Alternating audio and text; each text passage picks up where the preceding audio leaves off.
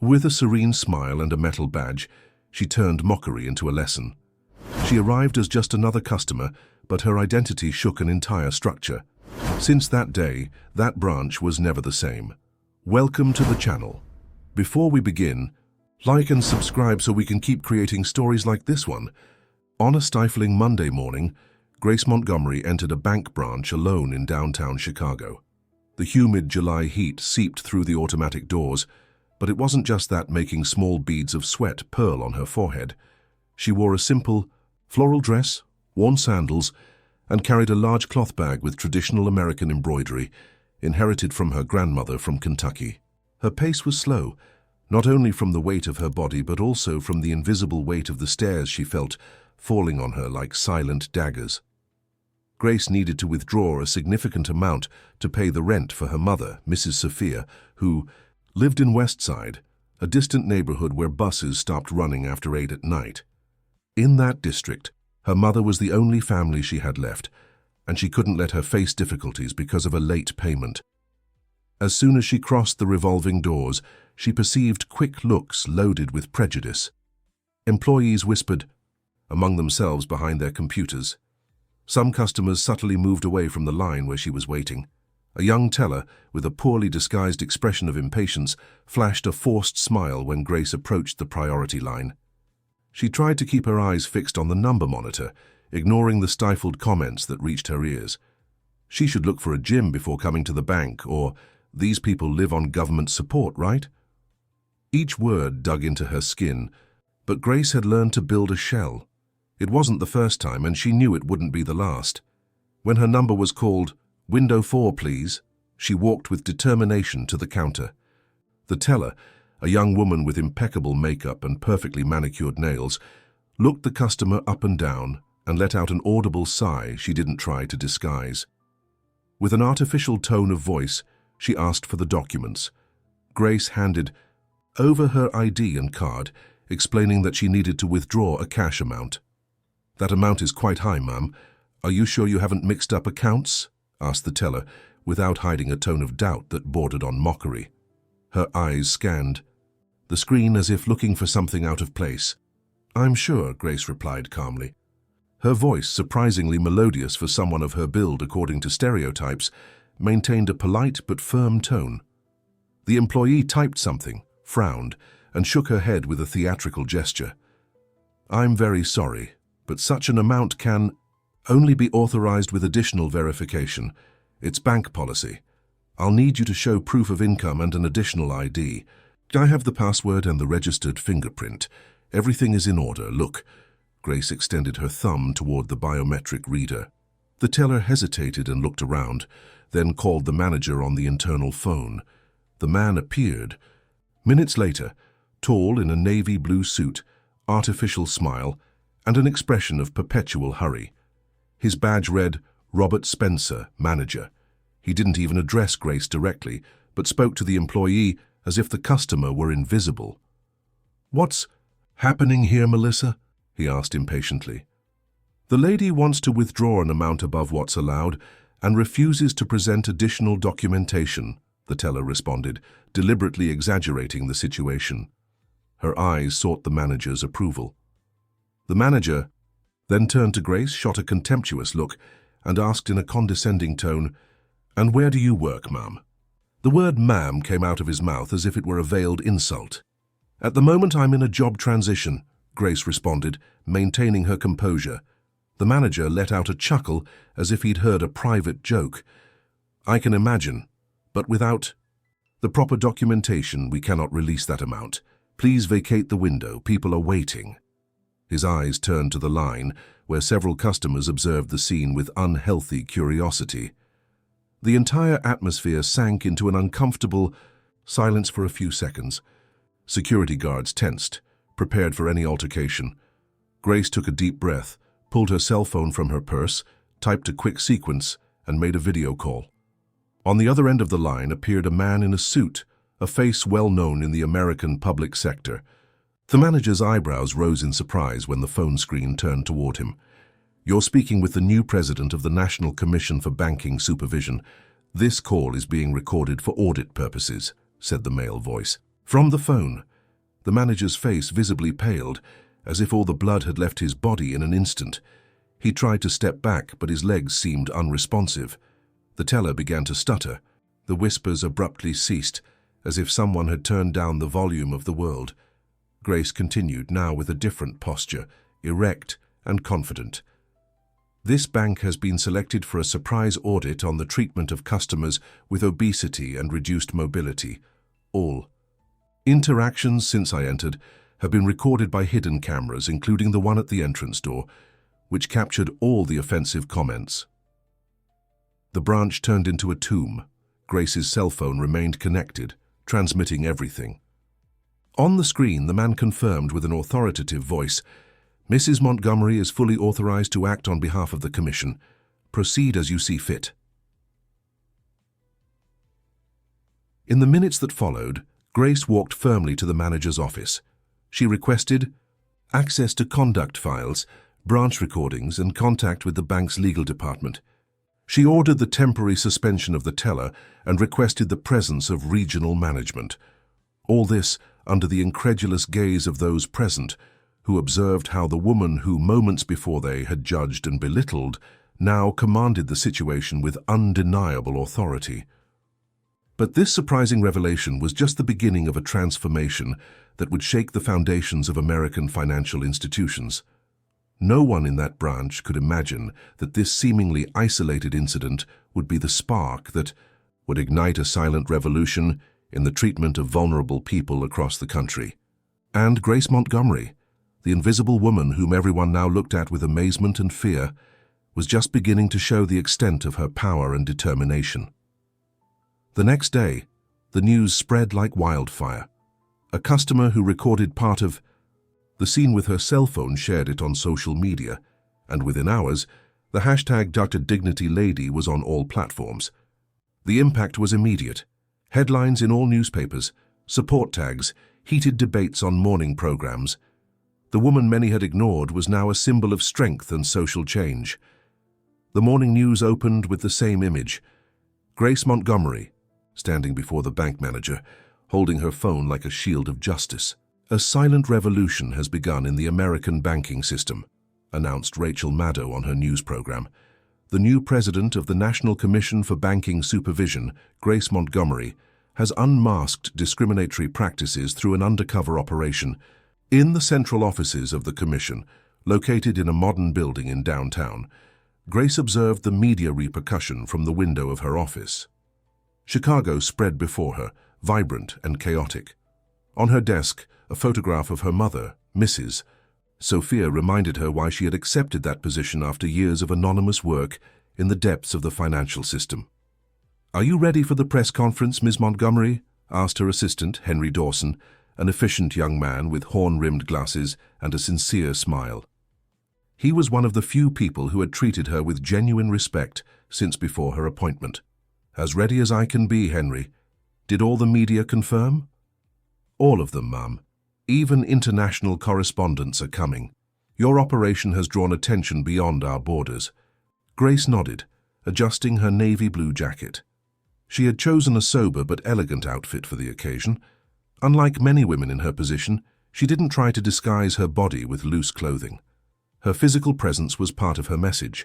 Dignity has no size. The conference room was packed. Camera flashes, extended microphones, and expectant gazes received Grace when she took the podium. She breathed deeply and began, "Good morning. My name is Grace Montgomery, President of the National Commission for Banking Supervision. What you witnessed yesterday was not an isolated incident, but the first phase of a comprehensive program to evaluate the treatment of vulnerable people in financial institutions." The questions weren't long in coming.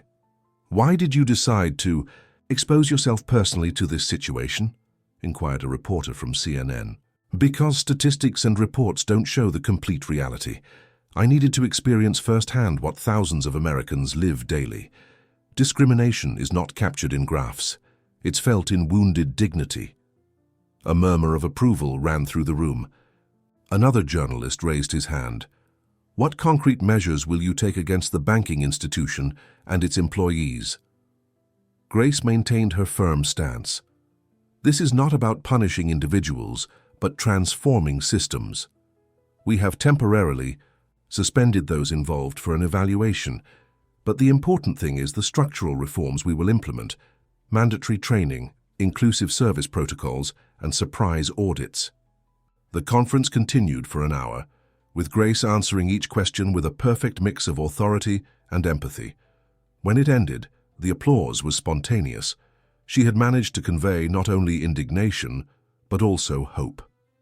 Meanwhile, in the bank branch of the incident, manager Robert Spencer watched the conference on the small television in his office. His face reflected a mixture of rage and fear. He took his phone and dialed a number he rarely used. "We have a problem, Mr. Wilson. The new president of the commission is not what we expected." On the other end, Richard Wilson, president of the American Banking Association, listened with a furrowed brow. At 60, he had navigated multiple crises and faced various regulators. None had posed a real threat to the way they operated. "Calm down, Robert. These media storms pass quickly. People forget, news outlets look for new scandals. In a week, no one will remember your dignity lady." "You don't understand, Mr. Wilson. This woman has a plan. She's not a common official looking for headlines." Wilson sighed. "Everyone has a price or a weakness, Robert. It's just a matter of finding them. Let me make some calls." In the following days, Grace maintained a discreet profile, rejecting interviews on entertainment programs and concentrating on her work. Instead of taking advantage of fame for self-promotion, she focused on her mission: auditing banks and public institutions regarding their treatment of minorities and vulnerable groups. She began to build a new service protocol based on data of systematic humiliations, often ignored by the system. Her offices became a center for complaints. Hundreds of emails arrived daily: people with disabilities, older adults, minorities who didn't speak English well, all sharing similar experiences in different financial institutions across the country. Among them, the message from Sarah White, a Native American woman who'd been ridiculed at a branch in Denver for not understanding banking terms, particularly caught her attention. "This is the next one," she told Henry, showing him the email. "Prepare everything. We will visit that branch next week." What Grace didn't know was that her communications were being monitored. Richard Wilson had activated his contacts at high government levels.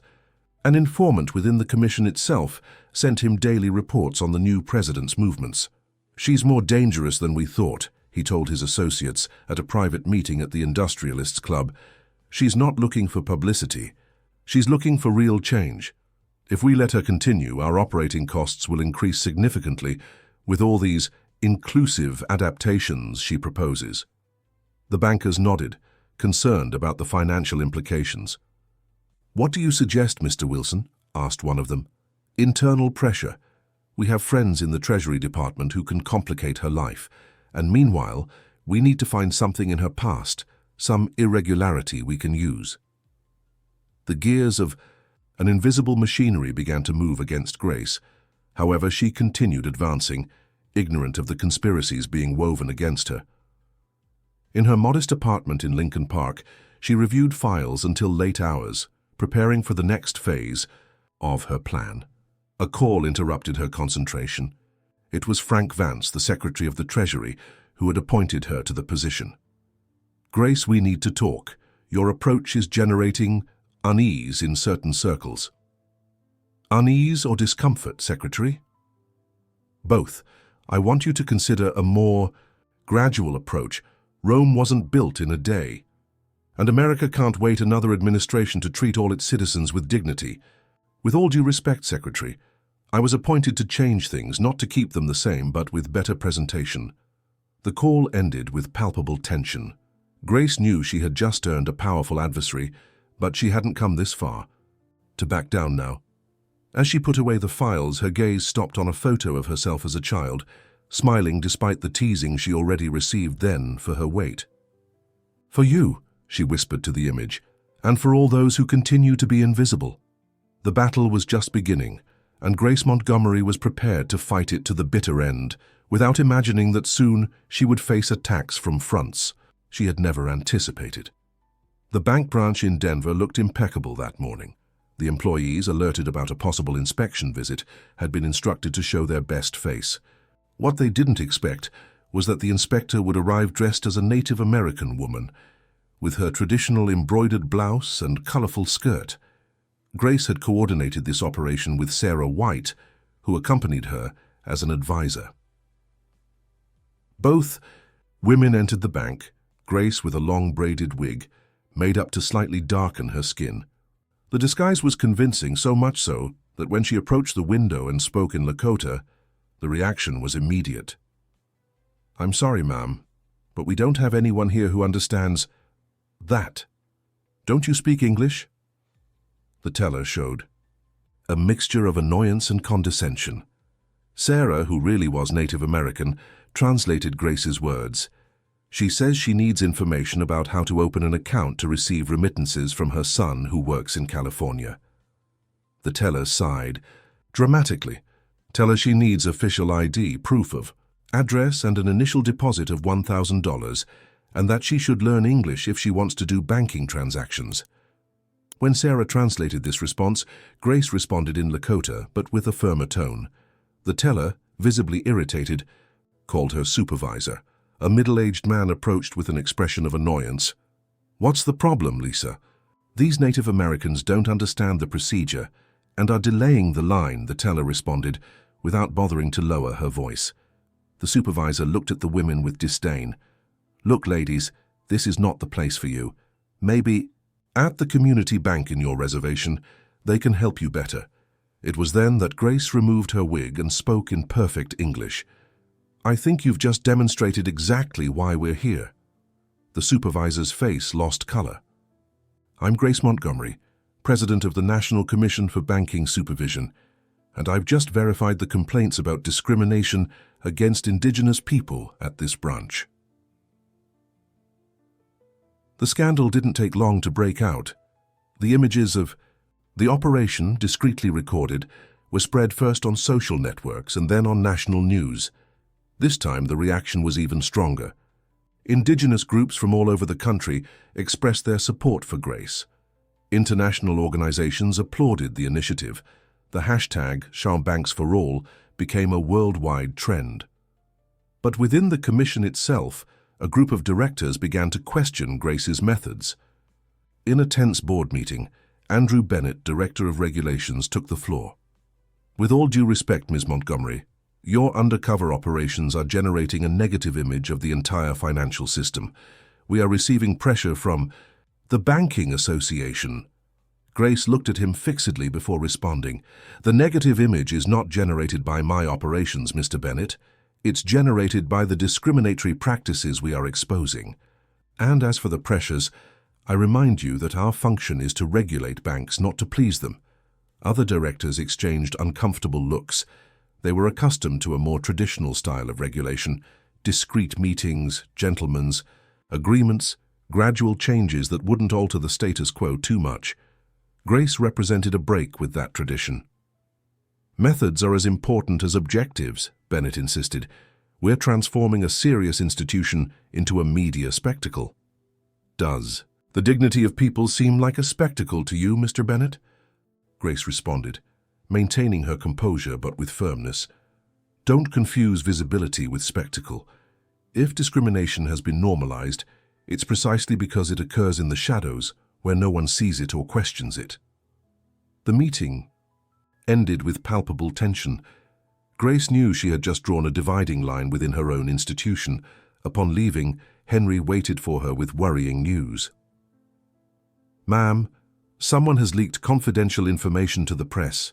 They're questioning your appointment, insinuating that you don't have the necessary academic credentials for the position." Grace nodded, showing no surprise. "It was a matter of time, Henry. Prepare a press conference for tomorrow. I'll bring all my diplomas and certifications. Have them also bring my professors from Stanford, if necessary." The next day the headlines were cruel. "Incompetent in charge, Montgomery fake credentials, questioning dignity lady's capacity." But Grace reacted quickly. In an impeccably organized conference, she presented not only her academic, Titles, but also her performance evaluations from the last 15 years in public service. Additionally, she had invited 3 of her former professors, respected academics who defended her trajectory. Public opinion turned back in her favor, now with more force. The attempt to discredit her had failed, becoming a boomerang that hit her detractors. Richard Wilson watched all this from his office in Midtown. His traditional strategy wasn't working. This woman seemed immune to the tactics that had neutralized so many other regulators in the past. It was time to change approach. "Offer her a position at the World Bank," he told Frank Vance over the phone. "Something ceremonial, but with a good salary and international prestige, far from America." The Treasury Secretary considered the proposal. "I don't think she'll accept, Richard. She doesn't seem the type of person who sells out for a position." "Everyone has a price, Frank. If it's not money or prestige, it will be something else. Investigate more about her family. There must be something we can use." Meanwhile, Grace continued with her work. After the successes in Chicago and Denver, she prepared similar operations in New York, Los Angeles, and Miami. But she had also begun to implement structural changes, mandatory inclusion training for all bank employees, adaptation of facilities for people with disabilities, informational materials in Native American languages, and humanized remote service for people with reduced mobility. Each measure implemented was a direct result of experiences like those in the banks. Her approach was not punitive, but transformative. She didn't seek to punish individuals, but to change systems. This philosophy was beginning to attract unexpected allies. Some younger bankers saw these reforms as an opportunity for modernization and differentiation. Customers from all social strata expressed their support. Even certain politicians, recognizing popular favor, were beginning to align with her cause. One afternoon, while reviewing the progress of the training program, she received an unexpected call. It was the Treasury Secretary again.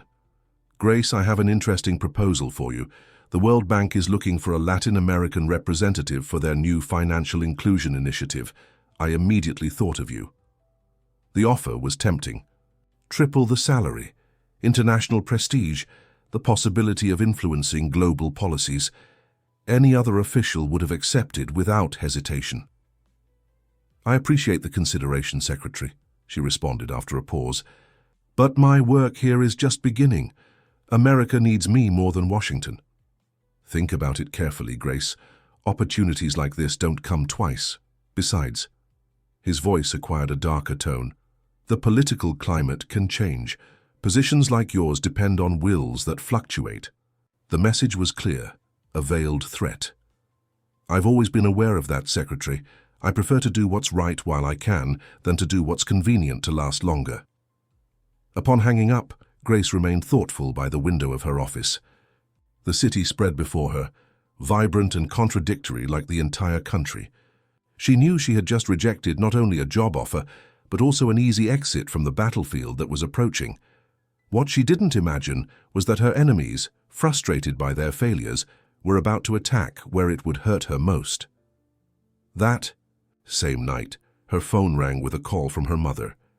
Mrs. Sophia's voice sounded distressed. "Honey, some men have come saying they're going to evict us. They say the owner sold the building and that we have to leave in a week." Grace felt the ground move beneath her feet. The apartment where her mother lived had been her home for 20 years. The lease had clear protections against these types of situations. "Calm down, Mom, they can't do that. Tomorrow I'll come with a lawyer."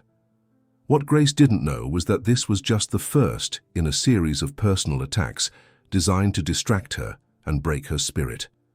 The war had escalated and now touched her most intimate circle. The real challenge was just beginning. The situation in Mrs. Sophia's building was apparently easily resolved. A call from Grace's lawyer was enough for the supposed buyers to retract, claiming a misunderstanding. However, this incident was only the beginning. In the following weeks, a series of disturbing coincidences began to occur around Grace and her loved ones. Her mother's personal bank account was blocked due to suspicious activities that were never fully clarified. Henry, her faithful assistant, received a job offer for 3 times his salary at a transnational company, which he rejected with a smile. I'm staying where I can make a difference, ma'am. Grace herself discovered that her credit history had been mysteriously altered, with debts appearing that she had never incurred. While resolving these personal problems, work at the Commission continued. The operations in New York and Los Angeles had revealed similar patterns of discrimination, though with some improvements. Media pressure was working. Banks were beginning to implement changes to avoid public shame. During a tense meeting with her team, Grace shared the preliminary results of the program. We're seeing improvements in attention to people with visible disabilities, but subtle discrimination persists. Obese people, minorities, or those with low resources continue to face invisible barriers. Andrew Bennett, her main internal detractor, couldn't contain his frustration. With all due respect, ma'am, don't you think you're taking this too far? Banks are businesses, not charities. We're imposing operating costs that could be passed on to the end consumer. Grace looked at him steadily. Mr. Bennett, inclusion is not charity, it's justice. And let me remind you that banks obtained record profits last year. If they can spend millions on bonuses for executives, they can invest in treating all their customers with dignity. The tension was palpable. Other directors looked at their files, avoiding taking sides openly. It was evident that the Commission was divided between those who supported the reforms and those who preferred the status quo. At the end of the meeting, Henry approached Grace discreetly. Ma'am, there's something you should know. I've been investigating on my own and discovered that Bennett has regular meetings with Richard Wilson. In fact, they were college classmates and maintain a close friendship. The president of the Banking Association? That would explain many things, Grace sighed. Thank you, Henry. Keep your eyes open. It seems we have moles in our own house. That night, while reviewing documents in her apartment, Grace received an unexpected visit. Frank Vance, the Treasury Secretary, showed up unannounced. Excuse the intrusion, Grace, but I needed to talk to you in private, away from indiscreet ears. She invited him in cautiously. Her relationship with Vance had always been professional but distant. He had supported her appointment, but lately seemed aligned with her detractors. To what do I owe this surprise, Secretary? I come to warn you as a friend and colleague. His tone was serious. You've stepped on very powerful toes. The Banking Association is pressuring the president directly. They want your head, Grace. It's not the first time they've tried to intimidate me. This time is different. They have a plan to completely discredit you. Vance pulled an envelope from his jacket and handed it to her. Tomorrow these documents will reach all the major media. They're forgeries, of course, but very convincing. Supposed evidence that you've received bribes to favor certain banks in your inspections. Grace reviewed the papers with growing horror. The forgeries were masterful. Bank transfers, secret meetings, all fabricated with alarming precision. How did you get this? I have my own sources. Not everyone in the government agrees with these dirty methods. Vance paused. I can help you stop this, Grace, but I need you to reconsider your approach. A more traditional regulation. Gradual changes, negotiated with the sector. Grace looked at him fixedly, finally understanding the true purpose of his visit. This is not a friendly warning. It's an ultimatum disguised as help. Vance didn't deny it. Call it what you want. It's the reality of power in this country. Even the president has to negotiate with certain groups. No one is untouchable. And if I refuse to moderate my approach, then I won't be able to protect you. Your career will end with these accusations, and everything you've built will crumble. Grace rose slowly, a strange calm taking hold of her. Thank you for the warning, Secretary. I'll take it into consideration. When Vance left, Grace remained motionless for long minutes. Then, with renewed determination, she called Henry.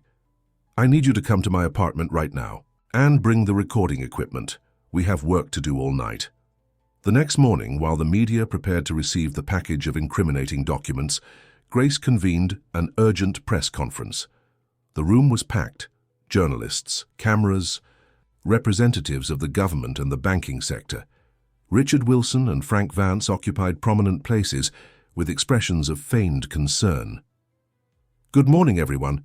Grace began with a firm voice. "I've called you because I've discovered a plot to discredit me and stop the reforms we are implementing in the financial system." A murmur ran through the room. Vance shifted uncomfortably in his seat. "In the coming hours, you will receive falsified documents that attempt to link me to acts of corruption. But before that happens, I want to share the truth with you." On the screens behind her appeared the video of her conversation with Vance the night before, discreetly recorded, but with perfect clarity. Every word of the ultimatum was exposed. The room erupted in exclamations. Camera flashes intensified. Vance visibly paled and Wilson seemed petrified. "I'm not going to let fear stop necessary changes," Grace continued. "That's why, in addition to exposing this blackmail attempt, today I announce the immediate implementation of Phase 2 of our program, special audits of the 5 largest banks in the country, with emphasis on their inclusion policies and treatment of vulnerable clients."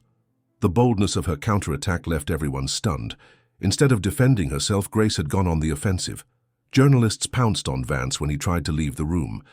Wilson was surrounded by cameras, unable to articulate a coherent response. In the midst of the chaos, Henry approached Grace with a smile of admiration. "That was brilliant, Ma'am, but also dangerous. You've openly declared war." "The war was already declared, Henry. I've just changed the rules of combat. Transparency will be our best weapon." In the days that followed, the scandal shook the country. Vance submitted his resignation, citing health reasons. Richard Wilson was called to testify before Congress. Several commission directors, including Andrew Bennett, requested temporary leave, fearing being implicated in the conspiracy. The president, pressured by public opinion, publicly ratified his confidence in Grace and announced an investigation into the bribery and defamation attempt. But the victory had a personal cost. Veiled threats intensified. Security around Grace and her mother had to be reinforced. Stress began to affect her health. One night, while working late in her office, she received an unexpected call from Sarah White, the Native American woman who had accompanied her in the Denver operation. "Ma'am, I need to see you urgently. I've discovered something you need to know." "Can't it wait until tomorrow, Sarah? It's almost midnight." "No, ma'am. It has to do with your mother, and with the real reason why they chose you for this position." Grace felt a chill. "I'll see you in half an hour, but not at my office or my home. Find a public but discreet place." The Lincoln Cafe, a traditional meeting point for intellectuals and politicians since the 1950s, seemed the perfect place. At that hour, it was almost empty. Sarah was waiting for her at a back table, visibly nervous. "Thank you for coming, ma'am. What I'm going to tell you will change everything you think you know about your appointment." Grace prepared for the worst. "I'm listening, Sarah." "Your appointment wasn't a coincidence or recognition of your career. It was a trap from the beginning." Sarah pulled a USB drive from her bag. "Here are emails between Vance and Wilson from 6 months ago. They chose you precisely because they expected you to fail. An obese woman without strong political connections, perfect to discredit inclusion policies. How did you get this?" "Before working with you, I was Wilson's assistant. They fired me when they discovered I was leaking information to indigenous rights groups. But before I left, I made copies." Grace reviewed the documents with growing disbelief. Everything had been calculated. Her appointment, the obstacles, they even had her replacement prepared for when she failed. "There's more," Sarah continued. "Your mother doesn't live in that West Side apartment by chance. The building belongs to a subsidiary of one of Wilson's banks. They've kept her there as a form of control over you." The revelation hit Grace like an avalanche. Everything she believed about her trajectory, her appointment, even her mother's situation was built on lies. Her enemies had been pulling the strings much earlier than she imagined. "Why are you telling me this now, Sarah?" "Because they're planning something big. I don't know exactly what, but they mentioned your mother. I fear they might use her to force you to resign." Grace felt the world crumbling around her, but at the same time a fierce determination grew within her. Her enemies had made a fatal mistake, underestimating her. They had assumed that an obese woman, without political godfathers, would break at the first difficulty. They didn't count on her intelligence, her courage, and her unbreakable sense of justice. "Thank you, Sarah. You've given me exactly what I needed." "What are you going to do, ma'am?" Grace smiled for the first time in days. "I'm going to give them exactly what they expected. A woman who doesn't fit their molds, but not in the way they planned." Dawn found Grace in Mrs. Sophia's small apartment in Westside. The decision had been quick. If the building indirectly belonged to Wilson, it wasn't safe for her mother to remain there. "Are you sure about this, honey?" asked Mrs. Sophia as she packed her few belongings. "Your apartment is very small for both of us." "It's temporary, Mom, but I need to have you close where I can protect you." Grace's eyes reflected a determination that her mother knew well. It was the same look she had when, at 12, she confronted a group of children who bullied her for her weight. The same expression she showed when she decided to study economics, despite everyone telling her that a woman of her condition wouldn't go far in the financial world. At dawn, Mrs. Sophia was settled in her daughter's apartment in Lincoln Park. Grace barely had time to shower before heading to the office. Today would be the most important day of her career, though no one else knew it yet. On the way, she called Henry. "I need you to prepare the conference room for 2 this afternoon. Summon all the directors without exception and send invitations to the media." "May I ask what this is about, ma'am?" "About transformation, Henry. Real transformation." Upon cue, arriving at her office, Grace locked herself in for hours. Only Henry had permission to enter, bringing documents and making calls according to her instructions. Rumors began to circulate. Some speculated that she would announce her resignation under pressure, others that she would present new measures against the banks implicated in the scandal. No one guessed right. At 2 o'clock sharp, the conference room was packed. The directors occupied the first row, visibly tense. Media representatives crowded in the back. On a giant screen, the logo of the National Commission for Banking Supervision was projected. When Grace entered, the murmurs ceased. She wore a turquoise suit that highlighted her figure without disguising it. Her hair was gathered in a simple but elegant bun. She looked serene, powerful. "Good afternoon, everyone," she began. "I appreciate your presence at this extraordinary convocation. What I am going to share today will forever change the way this institution operates." She paused, running her gaze over each of the directors. 6 months ago, when I was appointed president of this commission, many thought it was a symbolic choice destined to fail. An obese woman without political godfathers, placed as a pawn in a game she didn't understand. The expressions of surprise among the directors confirmed her words. What they didn't know is that I understood the game perfectly. I just decided not to play it by their rules. On the screens appeared a complex organizational chart showing connections between banks, subsidiary companies, and high officials, including several directors present in the room. For 6 months, while implementing visible and media changes, my real work was happening in the shadows. I've documented every irregular connection, every conflict of interest, every ethical violation within the system we supposedly regulate. The room remained in sepulchral silence. Some directors began to loosen their ties, visibly uncomfortable. "For example, Mr. Bennett," she pointed to the director who had so opposed her reforms, "not only maintains a close friendship with Richard Wilson, but his wife runs a consulting firm that has received million-dollar contracts from the same banks. He should regulate." Bennett paled but said nothing. "Or Mr. Quinn's case," she continued, pointing to another director, "who owns shares in 3 financial institutions through proxies, a clear violation of our code of ethics." One by one, Grace exposed the conflicts of interest and irregular connections of almost all the directors present. The scandal unfolding before the cameras was monumental. Journalists typed frantically on their devices. "But today I am not here to destroy careers," Grace continued when she finished her exposition.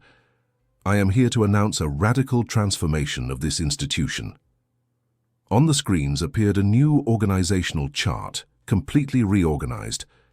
"I have prepared a structural reform that eliminates conflicts of interest, establishes cross-controls, and guarantees the real independence of regulators. This reform already has the backing of the President, who signed it this morning after I showed him the evidence I just presented. The implicated directors seemed stunned.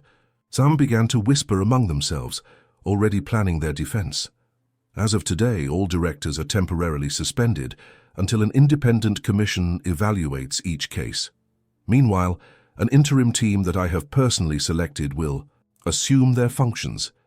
At that moment, 10 people that no one expected entered the room, recognized specialists, respected academics, even some known critics of the financial system. Among them, to everyone's surprise, was Sarah White. I present to you the new interim management team, professionals chosen for their integrity, competence, and commitment to inclusion. And yes, among them are Native Americans, people with disabilities, individuals of different sexual orientations and body sizes. America in all its diversity, regulating institutions that serve all of America. Camera flashes illuminated the scene like lightning. But the transformation doesn't end here, Grace continued. Today I also announced the creation of the Financial Customer Advocacy Office, an autonomous body with real power to sanction discriminatory and abusive practices. On the screens appeared a phone number and a website. From this moment, anyone who suffers discrimination in a financial institution can submit their complaint directly. We will have advocates available in all Native American languages, as well as specialized attention for people with disabilities. The applause began spontaneously among the journalists. Even some directors, those not implicated in the conflicts of interest, timidly joined in. Finally, Grace made a dramatic pause. I want to announce that Richard Wilson has submitted his resignation as president of the Banking Association this morning, after being confronted with evidence of his participation in the conspiracy to discredit me. His interim successor has already expressed his willingness to work on implementing the new inclusion regulations. The news fell like a bomb. Wilson was considered untouchable, a de facto power greater even than many politicians. His fall symbolized a seismic change in power structures. At the end of the conference, journalists rushed toward Grace with questions.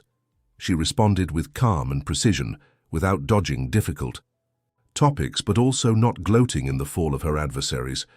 It wasn't a personal triumph she was celebrating, but an institutional victory. When she finally retreated to her office, Henry was waiting with an ear-to-ear smile. "You did it, ma'am. You changed the entire game board with a single move." Grace allowed herself a tired smile. "It wasn't a single move, Henry. It was 6 months of meticulous work, documenting each connection, building each alliance.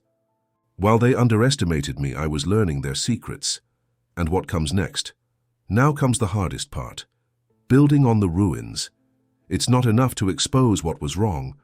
We have to create something better." In the days that followed, all of America talked about the Montgomery Revolution. Memes, opinion articles, deep analyses on serious programs, parodies on comedy shows. Grace was everywhere.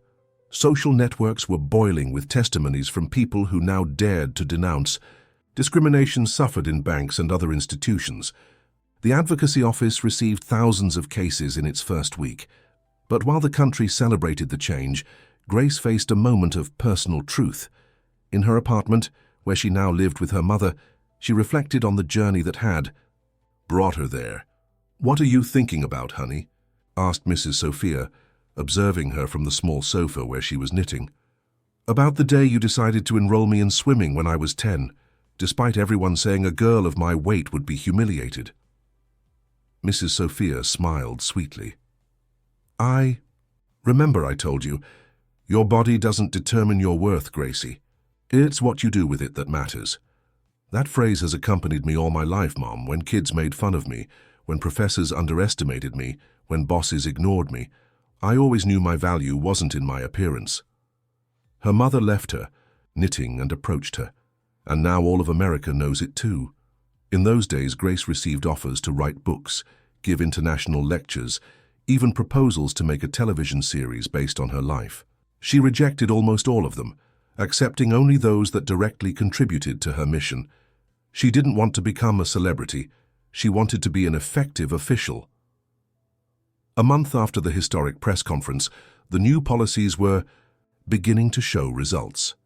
Banks, fearful of sanctions and bad publicity, were quickly implementing inclusion measures. The new management team of the Commission worked with enthusiasm, free from old conflicts of interest. The Advocacy Office was consolidating as a real resource for citizens. During a visit to a bank branch in Montana, where she supervised the implementation of materials in Native American languages, Grace received a call from the president, Ms. Montgomery. I want to personally congratulate you on the results. What you've achieved in such a short time is extraordinary. Thank you, Mr. President, but we're just beginning. Precisely why I'm calling, I want to offer you the position of Secretary of Social Inclusion. We need your vision and leadership at the national level, not just in the financial sector. The proposal was tempting. A complete department, multiplied resources, the possibility of implementing changes on a much larger scale. But Grace remembered why she had accepted the presidency of the Commission in the first place. I feel honored, Mr. President, but my work here isn't finished. Deep transformations require constancy, not just initial impulse. Allow me to consolidate these changes before thinking about new challenges. The president, far from being upset, seemed to admire her determination. I understand, Ms. Montgomery. Few politicians reject a promotion to finish what they started. When you're ready, the offer will still stand. That afternoon, while returning to Chicago, Grace contemplated the Montana landscape from the airplane window. She thought about all the people like her, who had been judged by their appearance, their origin, their condition. Invisible people, to a system designed for others. Her work was just beginning, but she had planted a seed of change, and as her mother had taught her, well-cared-for seeds always bloom, no matter how hostile the terrain initially seems. Her cell phone vibrated in her purse. It was a message from Henry. Ma'am, the numbers are incredible.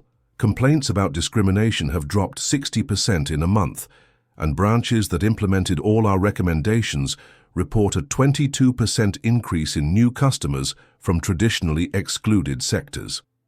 Grace smiled. The figures mattered, of course, but she was thinking about the stories behind those numbers. The elderly Native American who could be served in his mother tongue, the person in a wheelchair who entered through the main door instead of a back one, the obese woman who received a look of respect instead of disdain. True power is not controlling others, she thought, but changing the structures that determine how we treat each other. A month later, on the anniversary of the Commission's creation, Grace inaugurated the Center for Financial Inclusion Training. In her speech, she shared for the first time publicly how she had discovered that her appointment was originally a trap. They chose me expecting me to fail because they believed that a woman like me could only be a symbol, not a real agent of change. But they underestimated something fundamental. When you've lived your entire life facing barriers, you learn not only to jump them, but to tear them down so that no one else has to jump them after you. The applause was deafening. Among the audience, Mrs. Sophia cried silently with pride. By her side, Henry, Sarah, and the new management team shared a look of complicity and commitment. They knew the road ahead was still long, that there would be new obstacles, new resistance. But they also knew that something fundamental had changed in America. Dignity was no longer negotiable. And it had all begun with a woman who entered a bank alone on a stifling Monday morning, willing to make the invisible visible. Dear listeners, we hope Grace Montgomery's story has deeply moved you. This narrative about dignity, resistance, and transformation reminds us that a single brave person can change power structures that seem immovable. To continue this emotional journey, we've prepared a special playlist with equally captivating stories about extraordinary people who faced discrimination and changed their communities. Find it here by clicking to your left. If you liked this story, don't forget to subscribe to our channel and give the video a like. Your support allows us to continue creating content that not only entertains but also inspires and raises awareness. Every day we bring unique stories that explore the complexity of life, the challenges of discrimination, and the transformative power of human dignity. Do you know someone like Grace in your lives? Have you experienced similar situations? We await you in the comments to continue this important conversation. Remember, as Mrs. Sophia said to Grace, your body doesn't determine your worth. It's what you do with it that matters. Until our next story,